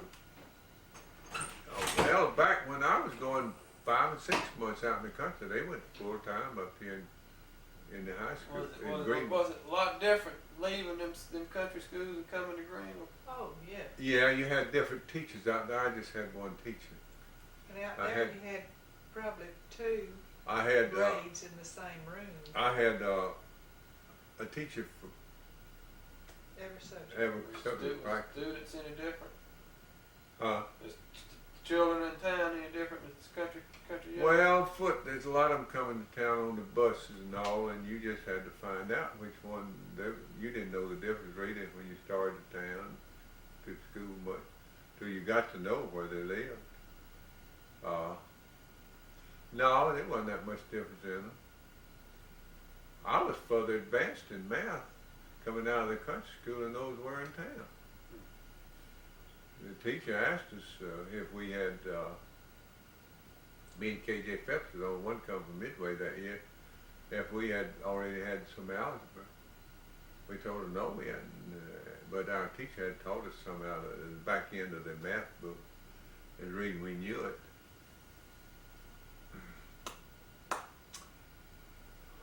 Well, we talked about Liberty. Ralph and Virginia went out there. We moved here in 36 of February. For a while after you bought the house, you could move out here though, wasn't it? Yeah, Daddy bought it in 35, and him and Hollis worked on it and put window panes in it, and it was in February before we could move out here. And I went to school on the car. We didn't have a bus out here when we moved out here. One of the other children, well, the only one on this road was Stanley Day. And I had to drive the car for all of us, even the ones. Was driver's license required then? Driver's license weren't required yet.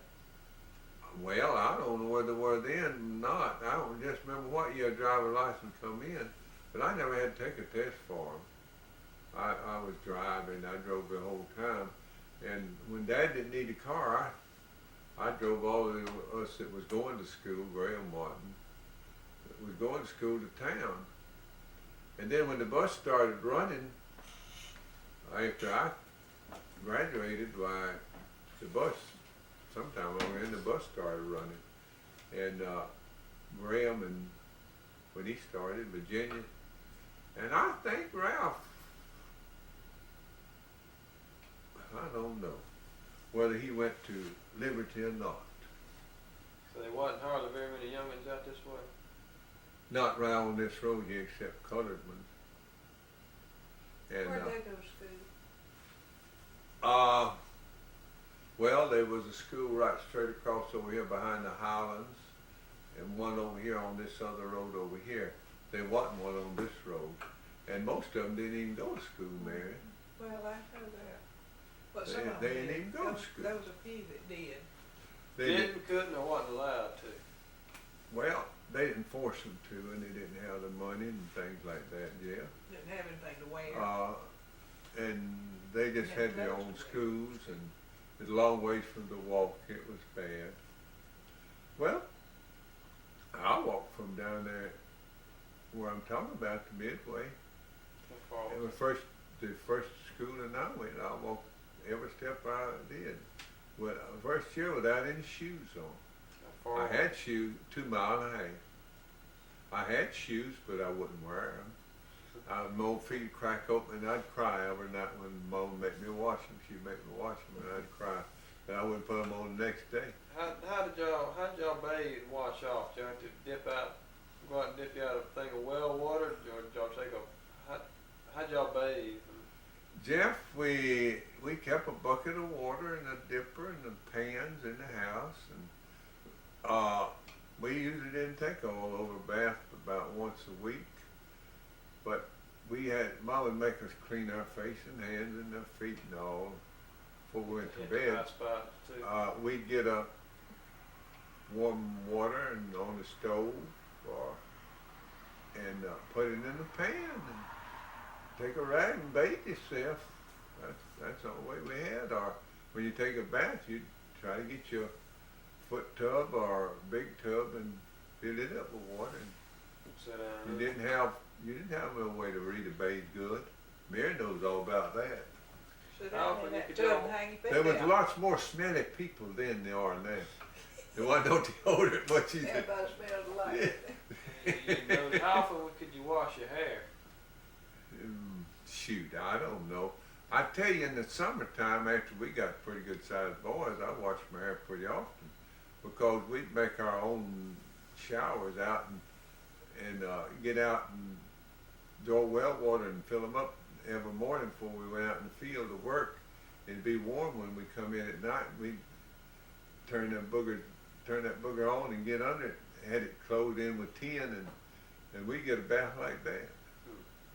A lot better. It's coming in dusty too, getting cleaned up. Yeah, do it heat quicker. That's warm water too. That's I know we'll forget, Jeff.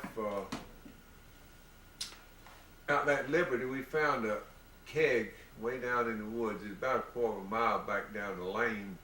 We found out where somebody had whiskey in that keg, and we brought it to the house, and that's what we made our shower out there at Liberty. Whiskey barrel. And the whole time we used that thing out there, it had the spigot and everything where you could let it out of it.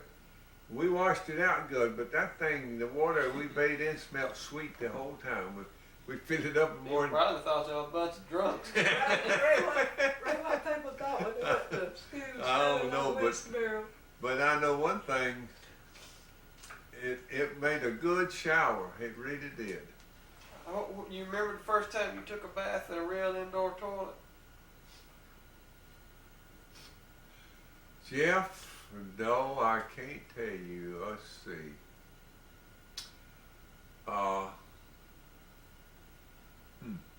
I remember the first flush of a toilet I ever saw. It was in the children's home in Evergreen, orphan's home. Jeff, I guess the first one was I had running water down at. I guess the first one was when I rented a house up on Bowell Street. First one you ever used? Mm-hmm. What y'all have at high school? Outdoor toilet? No, I ain't talking about first toilet. I thought you said take my I'm bath. talking about, I got off on the bath. I'm talking about tub. First tub you ever Yeah, used. first bath I had in a tub, I guess, was up. You was in high cotton then, wasn't you? Well, you know, I'm not even sure now if we had an indoor bath there, but I can't remember a tub. I don't believe we did. We had a big old wood stove, me and Olene did, with a reservoir, and we heated our water to bathe in that when he cooked in that reservoir. And you know, I don't believe that we had a tub in that bathroom. I don't think we lived in two places in Greenville before we ever moved to Montgomery. But we had indoor baths in both those places, but I cannot remember a tub in either one of those, just the stool and first lavatory. I don't remember a tub in either one of them. So you were, I'm not saying there wasn't now, but I remember a tub. I can't remember. you were late teens when y'all moved out here. Then you were, if you were born in 17 and moved out here when 35, 36, you were 18, 19 years old then, right? Still going to school. Still going to school. Were you dating any of the ladies around here? No. No? Come on, tell the truth now. Not any right around here. Who were you dating then? Who were you courting? Who were you I seeing? couldn't really date anybody much, Jeff, because I had no way to go. And there wasn't any girls my age right around here. You know, at church? I went with some way before then at church. Call myself seeing them when I go to that church at several different churches. I'd be call myself kind of fond of 2 or 3 at a time at different churches. But I didn't really sweetheart with them. Granted, the only one you went out with much? Alma Ruth Daniel up at Spring Creek. I kind of dated her a little bit up there. And Hazel Flynn over at Rutledge. And Owen's girl at Rock Hill. And the first girl I ever went off with anywhere was older than I was. She was Q-My Thomas. And one night at Chapel Hill, I believe it was Ennis or Virgil Tyndall was there on the car, and Leland Tyndall, their brother, same age as me, was with a girl, and they was having to carry some girl home, and they told me to get Q-My to go with me, and we went down where it was towards Siloam somewhere and carried her home, and I rode down there with Q-My and back, and did you hold her hand? Did you hold her hand? No, I don't think I held her hand, but anyway. That was a big step, wasn't it? Yeah, let's see, she was 3 or 4 years older than I was. Did she marry Keela, I wonder? I wonder if she married Keela. I really don't know who she married. She may be living right there in our home place now. Ralph goes out there and works for her sometime. You heard her talking about working on the bathroom and things. That's where she lived, before you get to Chapel Hill on the left. Some lady lives there. That might be her. I don't know what become of her. But that was the first girl, I guess I could say, that I really, I'd been around with a lot, and I call myself kind of going with her, but I didn't go with her. But Dad and Mama called her Ma, because she was older than I was. Ma Thomas. Oh, Lord. But I'd walked down from before I moved from out there when I was 14 and 15, some. Walked down south there to where Joe Creeks lived. Me and Hollis Wood, some other boys. There was about 9 girls down there. Howard girls and Daniel girls and all. There was about 9 of them. And we'd go down there and mess around with them. But I didn't really date anybody. And to tell you the truth, I didn't call myself really dating anybody. I went around with a lot of girls. When I'd go over to Rutledge, I'd go around with Hazel Flynn a good bit. And I thought a good bit of her. But she was too short for me. I could hold out my arm, she could walk under it. Who were your friends? Any of your friends? You have any you have for a long time, or you have to change them when you move? Well, see, I moved about so much, Jeff. Yeah, I had a lot of. When I lived down in Newton, there was Frog Mullins. Jim Mullins' boy, and the dentist's son there. I can't even think of his name. We had a lot of friends there. I hated to leave. Some Woodall boys lived right across the street from us. That their daddy was a farmer out of town there, and I chopped cotton for him when I was 9 years old there, and he paid me just as much as he paid the adults. And did you get to keep your money? Did you get to keep any of your money? No, I gave it to Daddy. You can keep you a penny or two to go buy you a sticker. Oh, I don't know. I may have got a little bit of it. I can't tell you now. It's been so long ago. But then when we lived up at the common place, Joe Head lived across over there on the hill, and their oldest boy, we was around him some. But there wasn't really very many right there close to us. You never lived out here at this house very long, did you? No. Which one do you consider home? I mean, I know that's kind of home now, but I mean, do you have one that you... The house that Daddy built out yonder was more home to me as I grew up than anywhere else. I lived there longer, all put together than anywhere else. 2 different times. Putting the 2 different times together. There where Larry Phipps lives. I don't know if you know where he lives or not, but you don't know where anybody lives out that way. No, it's been so long since I've been out there. Well, you turn it to Damascus. And you turn to Damascus Church and go to the crossroads, first crossroads out there, and turn right and be the first house on the left. That house ain't there anymore. It's a brick home there. It burned down, the one Daddy built. old man Dickerson lived there, and it burned down when he lived there. How's that house different than when y'all moved out there? I know it's got that asbestos siding on the side of it. Well, it was run down a lot worse, but it had banisters around the front of it, and had a paling fence that was about gone. You can still see the streak of it all the way around there if you look where the flowers. Yeah. The grass don't grow there. I don't know why, right where that fence was. I can't tell you. Some kind of paint on the fence that got off in the grass. No, it didn't have no paint on it. But it had paling, had railings with things up between them around there, but it was about gone. Dad tore it all off. And had a tin roof, didn't it? yeah, it had a tin roof. Was the house originally built with a tin roof? No, I went and Probably tore it off. board It could roof. see where Shingle. it had several shingle roofs on it, and it had caught on fire at that south chimney there, and they got it put out something or another. I don't know how. But a lot of the stuff where they put it out was still up there. I mean, the wood where it burned, charred wood. You don't reckon it was just a slow burn? They caught it. Well, if it caught, you see if those shingles catch on top, it don't flare up and move in a hurry. Smothered fire. If you see it, you have time to get it out. I remember one time when Gertrude Phelps, we lived out there where Earl lived, down, we could look down there about 3/4 of a mile, I guess.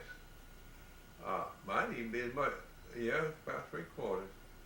And it had a L, the chimney, the kitchen run off back. It wasn't separate, but it was the L run off like from the main part of the house. And the stove flue was on that L towards us. And those children were playing out in the yard. We looked down and saw her house on fire around the flue. And we got down there and told her and got a ladder and got up and got the thing put out before it could get started. Yeah, good. folks running that well, and folks running like Yeah. bucket brigade.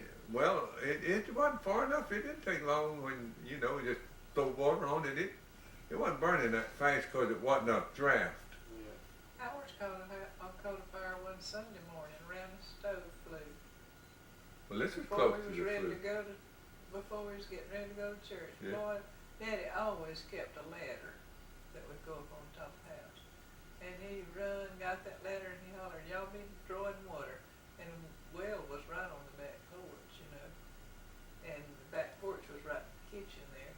So we started drawing water, and he went up the ladder, and the boys would carry the water up there, and Yeah. we'd pull the water out of the well. It'd take a little while to get it put out. Well, that was house- something scary. That house could very well burn down on Gertrude and her 2 children there. And Yeah, she wouldn't hadn't even noticed know it was even. And she wouldn't even known it, would she? No, she wouldn't have known it. And she couldn't have done it by herself, no. Julius was already dead. She's still living. She lives with me, so we got out north of Rutledge. Didn't when y'all moved out here, didn't it have 2 cedar trees out front? Yeah, the gale of 1936 that year tore down, take down 1 cedar tree and a big old China bear tree and a black gum tree. What about the pecan trees? Were they there then? Yeah, but they weren't near as big as they are now, but they were there. It didn't get them. They That's weren't- all it got there in that yard. It blew down every pine tree here in front of this house, so it didn't leave a one. And these grew back since then. You don't reckon a tornado? Was it? No, it was a gale. Lasted 3 days. Yeah, I guess so. Just about 70-mile wind and just kept raining and rocking them till it just rocked them out of the ground. Probably the ground It was didn't wet. break them off, it blew them up. Did you, Graham and Ralph, that sold their timber, was selling their Yeah, timber? we rode it yesterday. Are they Did they? through? Did you see any They machine? ain't started. Yeah, they ain't started on the ground yet. They hadn't started on Graham? That was all pasture land or field, wasn't it? Yeah, it was pasture and fields, yeah. Wasn't no woodland around here much, was it? Well, these branch heads was woods. We had 50 acres is all in cultivation. Out of the 120 to 21, it was 50 acres in cultivation. The rest of it was woods. When we moved out here. Big old trees too, wasn't it? No, there wasn't no big trees. Had They'd they been cut down? Yeah, there weren't no big trees. Daddy had all these pines back here where Virginia lives, all in there on our hillside all the way around, the CC boys set that out in pines for him. It had been worked and it was cleared, it was prune sage and all. They set pines out there for him. And across back of Virginia over there where Bob Scarborough lived, house we tore down and fixed a barn with, there was about 2 acres beyond him. I probably could go there and find some now. I don't know. Dead parts, I doubt it, because there'd been logging in there. But Daddy set out, the 2 acres of black locusts. They set out black locusts for him to make posts out of them. But they never did do nothing much. They didn't grow fast enough, and the pines grew back up and shaded them out, and they died down. That black locust is supposed to be able, you cut one of them, put it in the ground, last 30 years. What they claim, but we never did get them big enough to do nothing with. But that was, you remember them talking about CC camps. Yeah. Giving boys something to do, and that's what Big they felt. conservation See, cause. they terraced this land here. Of course, the CC boys didn't know Phelps and some of them, but the government paid for it. Terraced all of Daddy's land, and right where the terraces came out, they put a streak of this centipede grass. We'd never seen centipede grass before, to keep it from washing, and that's where all this centipede grass came from. There wasn't none here in this country till then. Y'all, up till then, y'all just plowed however it fit in the field, then, didn't you? No, well, they had made them with mules, and it had terraces on, but they wasn't very good. I mean, even when you was a boy and y'all Oh plowed? yeah, we went with the terraces, yeah. Oh, okay. We didn't But do like that's they do with these tractors now, just go anywhere which way. But way back yonder, I don't think they did. I don't know. But I laid off one terrace down there where those countries is back in Graham before Daddy set out those trees. See, he set those trees out after I married. Oh, the ones at the back of the house? Yeah, that was a whole solid field there. And I laid off a terrace by my eye and plowed it up with the mules, and that thing carried the water just as pretty. I didn't have a level or nothing, but I laid it off with my eyes, and I've done a good job of it. But Daddy couldn't sight anything. It was crooked for him good, but I could tell when something's level. You know that. Well, yeah, I know Did you you don't. think y'all had done moved to the end of the world when you come out here? Yes, it seemed like it, Jeff. This old road was a little old narrow red road, and we had a gravel road out that way to Liberty. And Wasn't no it ways was- up this way it either, was but- hard to get over this road at times when it rained when we moved out here. And in fact, it wasn't paved when I built out here. I had to go to work on that old bad thing, and it made it very hard. But the old house was run down. Then when we first moved here, you couldn't even get water out of the well. It hadn't been used worth anything. We walked way back, way down to the last spring to get our drinking water. You don't know where it is, but it's way down there, way behind. Go way back to where Wayne lives, back all the way down there. Not very far before it run into that other branch, out from that hill. Uncle Graham was born out here, right? No, Graham was born before we moved to Liberty. He was born in 1931. Oh. He was 2 years old when we moved to Liberty. I was thinking he was younger than he was. No, he born out there where I called home. So he's a good 10 years older than Mama, and I was thinking he was about 5 older than Mama. He's 60 years old. He was 60 years old in March. He was born in 31. Mama was born in 41. Yeah, he's from March to September, over 10 years older than your She was mother. 50 and he was 60 this year. Well, you know what made Granny decide on all the names for y'all? I have no idea. Only I know how Graham was born. Named. There was an announcer on the radio, Graham McManey, and that's where they got Graham. And How about Lorette? Where'd she? I have no idea. And see, a lot of people's name Loretta, but they spelled the same, only it's got an A on the end, and they put E on hers. I don't know where they got it. And they named, her other name is after my grandfather Phelps, the head. Eddie. Eddie Loreed's her name. Put And- the male and name in front of Virginia, all your It's a children. strange thing. They named two of the girls after the grandfathers, none of the boys. Virginia's is Willie Virginia, and Daddy's father was named Will. William. William. Wow. That's strange, I isn't don't it? think Aunt Jenny uses that name very often. It's strange. Yeah, it looks like your mother would have been very careful about how she named you children. But that's the way it was. After she had her, she Two, didn't like her name. both the girls got named after the grandfathers. Did she ever lose any youngins that she know of? You know, Daddy said they did, but we didn't know it. After Graham was born, lost twins. He told some of them that. He didn't tell me that. But I didn't know it. After we moved out here. You lived out here 3 years and married Granny.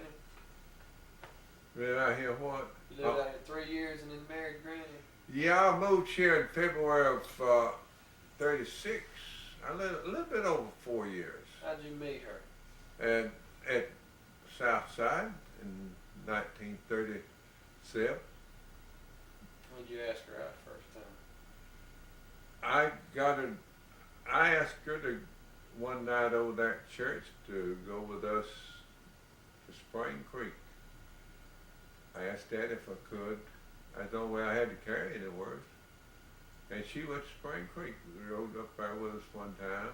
What made her catch your eye? I mean, She was pretty I know that. and It's tall, and I liked her. That's all I can tell a you. disposition. And I went with her a little while, best I could. There wasn't much going with her, but when we'd go to church and different things, Daddy let me have the car once in a while, not much. There wasn't much I could go with her. And I got to liking her a lot, Jill. And I couldn't really go with her, and I didn't have a job. See, I hadn't finished that before I finished high school. And I just had to quit going with her because there wasn't nothing I could do about it. So I broke off with her. I didn't tell her why. You just I wasn't bad with her. Just quit asking her out. Yeah. Quit having anything to do What did with she say about that after y'all got married? Did she know what was going on, or she just figured you decided you found another better I kid? told her when I started going back with her. What did she say about it? Well, I guess it's all right with her because when I asked her for a date, She went. she went with me, and that's all I know. I started working in the cotton mill, and she was working in the cotton mill. And I started 10th day of October of '39, and last of March of '40, Leland and Cable Tyndall says, I had not asked her, but I thought it would be nice. I didn't know what to do about it because I wasn't quit. Leland, I think she may have got Craver to do it, I don't know. But they invited both of us to their home. They had been married long down on Covent Street to You eat know supper how that with them goes. one night. So we both went. Bet she And couldn't from that, we started going back together. So that was April of when, 40? Last of March or the 1st of April of '40. And we didn't go together. Let's see, It wasn't long y'all got married then, was it? May, June, 3 months. Y'all got married? Yeah. I didn't go with her but 3 months. Well, I knew that. I didn't date Laura Three- but about 3 months before 3 we months. decided 3 for- months was just about the limit for me. Is either marry or quit, one or the other. Fisher, what's the saying? Fisher, Fisher, cut your line, or however it goes. Yeah. You know what they're about to say. I Fisher wasn't cut one. bait. I wasn't one to draw it out, Jeff. I I'll tell you what, we'll talk about that another day. I ain't got about 11 more minutes left on the tape, so we'll talk about that another day. well. We can come back here and I can put another tape in. We can talk about that another day. Well, Well, we're just getting up to about the time I'm married, aren't we? Yeah, I can run tapes for. I was 22 years old. What was? Let's see, I was 23 years old. What? 22 when I started going with. I was 23 though in June, and married the 31st day of July. What did Granny and Granddaddy think about her? Oh, they didn't have nothing to say against her whatsoever. Did she come out to the house much? Or? Well, Daddy was preaching at South. He saw her all the time. But Jeff, I will say this: she was the first one of a family of 12 children and mother and daddy to join the church. None of them was a member of the church when she joined Southside. What got her to go? And she just wanted to go. Well, she had joined the First Christian Church downtown as a smaller person, and she liked the preacher there, and she went to it a good bit herself. Is it Harry Which her Rogers? parents didn't go, Harry Rogers? yeah, Harry Rogers. She thought a lot of Harry Rogers. I did too. And she started going there, and when Southside was organized, it was lots closer to her house, and it was a little church. It was, and she started going over there, and that's where I met her when she started there in '37, and I think Q-My Holiday got her started over there. They would run around together, and Q-My mother was a charter member at Southside, and I think that's what caused Lolene to start. She was still living at home, wasn't she? Yeah, it was right there close to her house. What'd you think of her mom and daddy when you first met them? Be honest.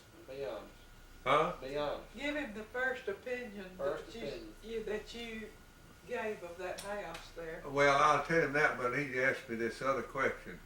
Jeff, I liked them. I liked them. They didn't have what I was used to. But let me tell you this little thing. When we lived at Liberty, I may have not ever told you. That highway came through there, and their house used to face an attic where old Lee was raised there. And when 31 come through there in 28, Mr. Cohn later on turned that house around to face it. The little old red house, wasn't much to it back then. And we lived at Liberty in 33, on up to 35. And one day I was riding with Daddy and turned the corner and came that way. I don't know where we was going. We'd come up towards up College Street. And all them little dirty young'uns were playing around out there in that yard. No grass on the yard, and it was as dirty and filthy as could be, and stuff thrown around there. I told Daddy, I said, that family ought to be made to live out in the country, and it just looks so bad there. And I turned around and went there and got my wife. Can you imagine that? Of course, now when I went back there, Mr. Cohn had built onto the house. He had redone it all over and painted it white and had it looking about like it. Respectable. Yeah, about like it do now. But right back in them early 30s back there, it looked terrible. Did Big Mama ever get to where she went to church in? Yeah, she joined the church. Every one of them. Well, Edna had joined the First Christian Church. Now, I don't know when she might have joined the Baptist Church, because she's married and gone away. But Mr. Cohn and Miss Cohn both, Daddy had baptized both of them. When was this, in the 40s, in the 30s? After me and Olene married, in the 40s, yeah. And several of the children he baptized them. I don't remember how many of them. And I can't tell you, I don't remember if Jim ever joined the church. I know Hubert and Betty and I think Earl, a bunch of them, and yet all of them before that matter go. The one to Granny was the most like in disposition was Uncle Bob, wasn't Oh yeah, Bob was one you could depend on more than any of the rest of them, Jeff. For of course, uh, she didn't. She liked all of them, but Bob was just an old straightforward boy all the time. I never was around him much, and Well, you could depend on Bob he all the struck me time. as that being like that all But I liked every one of her brothers and sisters. I really did, and their mother and daddy both. They was poor, they was raised poor and all, but they were good people. They just hadn't went to church. I read one reading they probably didn't dress well enough. You know, and didn't have much education. Mr. Cole, he couldn't. He taught his own self how to read print. He couldn't read handwriting, but if you give him a magazine or paper, he could read the fire out of it. He just made himself learn. Yeah, he taught his own self to do that. Well, you know, Granddad, you're talking about teaching yourself. I was 14 years old before I knew you could play the piano. Nobody had ever told me, and you never played. You told me you taught yourself to play. That's the reason I'm always after you to play, because I wanted. I taught Nana how to play, and she played all over this country from what I taught. Well, I didn't get the musical. And I want you to know that I taught my own self to play, and got to where I could play in practically every key. I can tell you if a note's higher or lower, but I can't tell you what it is. But listen, even when I played that French horn, if you played a note, I couldn't have told you what it was. Well, I went. Knew You what I was know, supposed to do. you know how I learned how I could teach myself. Going to singing schools that was taught around here, around my home, the churches. Going to singing schools, I learned music that way, and then I could teach myself by that on the piano. Hollis, an old man came through the country and taught Hollis for about 4 months one time, and then he went to miss the 4.5 months semester. He went to high school. He went to Miss Spear, old Dr. Spear's wife, and I tell you what, Hollis could play more different ways than anybody I ever knew. Did y'all have a piano at home? Yeah, Daddy bought one in 1928. I told you he bought one and got it paid for before the Depression. Yeah, that's right. Hollis could transpose from one key to another just without the problem, you know. You know, tell him what he could have done if he had a lot of form. But see, he could play by shape notes, or he could play by lines and spaces, and that's the reason he could do it. And he was just full of music. That's all it was to it. But ain't Lorraine, did she get any? Every one of us could play the piano, all 6 of us. Lorraine, about like I was, and Ralph, we could pick it. And play it y'all too. could get through a song, get some folks through. Oh, all of us except Graham. You couldn't. Are you good at improvising? Could you hear something and play it? No, I had to have music. Hollis could play anything you heard. Virginia too, Mama could. Mama could play. She could play by ear.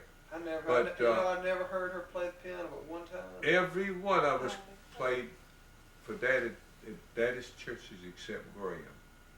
Can he play? He could play a little bit. He knew music. He played in the band, but he never played, as far as I know, at a church. But from Hollis on down through Virginia, we played at Daddy's churches. Whichever one went with him. If he didn't have somebody to play, well, we played these country churches. I heard Granny play one time with Aunt Virginia. They played a duet on the piano, and I was about 6.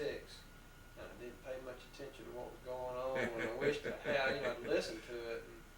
But she didn't play very long, and then It's run out, Jeff. And I'm fixing to. About to. Thing flashing there in the front. I believe it through. Yeah, it's finished.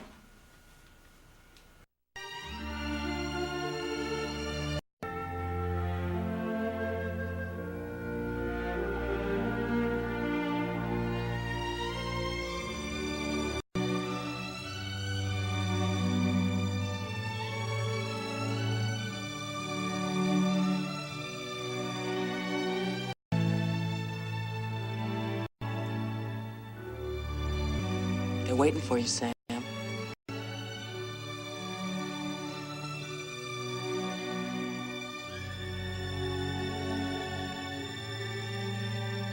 Miss you. Your mother'd be proud. I'm gonna miss you too, Sam. You're all right. Bye, Oda Mae.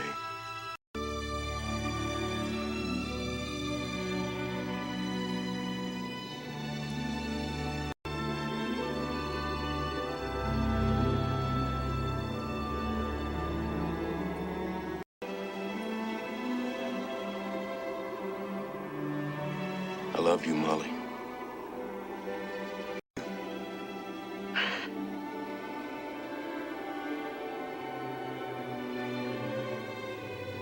Ditto.